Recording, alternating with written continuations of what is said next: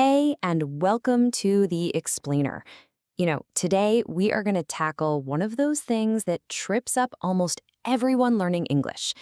It's that classic showdown, past simple versus present perfect. Let's dive right in. So, have you ever found yourself just stuck? You're looking at a sentence and you're thinking, is it I did something or I have done something? I mean, come on, they sound so close. But, and this is the key, they actually paint totally different pictures. Yeah, take a look at these two. I worked in Dubai for 3 years versus I have worked in Dubai for 3 years. That tiny little word, have, it changes everything. I promise you. By the time we're done here, the difference is going to be crystal clear. All right, so first up, we're calling this a very common problem.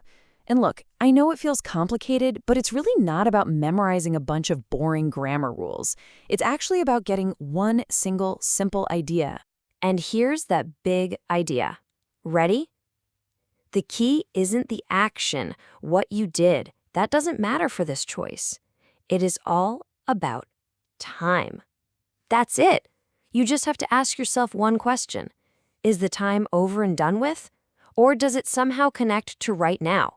Okay, let's break it down. Section 2, the past simple's job. Let's get to know our first player in this game and see what it's all about. So, think of the past simple as the storyteller. Its whole purpose in life is to tell you stories about things that are completely finished, over, in the past. The key is that the action happened at a specific, finished time. The story has a clear ending. And like any good storyteller, this one leaves clues for us. Words like yesterday, last week, last year, in 2010, ago. When you see one of these, it's like a giant flashing sign. It's telling you, hey, this moment is over, and that's your signal to use the past simple. Let's look at an example. I visited Petra last year. Okay, simple enough. When did I do it? Last year. Is last year a finished period of time? Absolutely. See, the action is finished, the time is finished. That is a perfect job for our storyteller. All right, moving on. Section 3, the present perfect's job.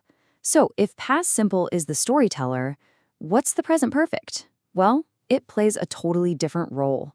We like to call the present perfect the bridge. And why a bridge? Well, because its job is to connect something that happened in the past to the present moment. With the bridge, we don't really care when it happened.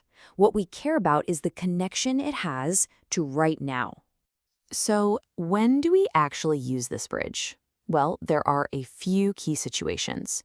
We use it for talking about life experiences, things you've ever or never done. We use it for time periods that aren't finished yet, like today or this week. And, this is a big one, we use it for past actions that have a really clear result in the present. Yeah, that present result thing is so important. Check this out. Past action. He has lost his keys. See, we don't mention when. Maybe it was this morning. Maybe it was 2 days ago. It doesn't matter. What's the result right now? The result is he can't get into his house. The past action, losing the keys, has created a present problem. That's the bridge connecting the past to the now. Or how about this one? We've all said this. I have seen that movie before. When did I see it? Who knows? Who cares? The point is that the experience of seeing it is part of me now. If you ask me about it, I can tell you. It's a present fact based on a past event. That's the present perfect working its magic. Okay, section 4, the key differences. This is it, the main event. Let's put our storyteller and our bridge right next to each other and see what happens. It really just boils down to this one idea. The past simple is for finished time. It's totally disconnected from the present. But the present perfect, that's for unfinished time, or a time that's connected to the present. Disconnected versus connected. That's the entire game right there. Let's make this super practical. Look how this one change in tense completely changes the meaning. First up, living in a city. If I say, I lived in Cairo for 5 years, that's a story from my past. It means I don't live there anymore. But if I say I have lived in Cairo for 5 years, that means my time there started in the past and continues right up to today. I still live there. What about meeting someone? You would say, I met Zaha Hadid Why? Because sadly, she has passed away, so the experience is locked in the past. It's a finished story.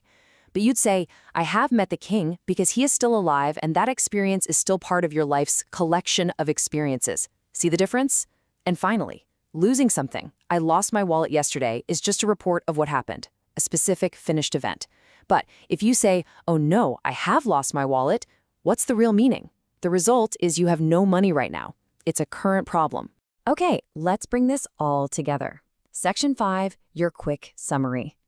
I know that was a lot to take in, so let's boil it down into a simple little toolkit you can use anytime.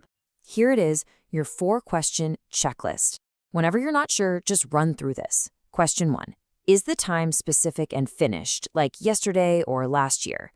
If yes, use the past simple. Question 2. Is it a life experience you're talking about, using ever or never? That's present perfect. Question 3. Is the time period still going on, like today or this week? Present perfect again. And finally, question 4. Does the past action have a clear, important result right now? You guessed it, present perfect. That's really all there is to it.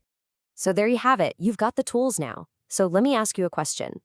How would you tell a friend about the best trip you have ever taken? Did you catch that? Have ever taken? That's present perfect, right?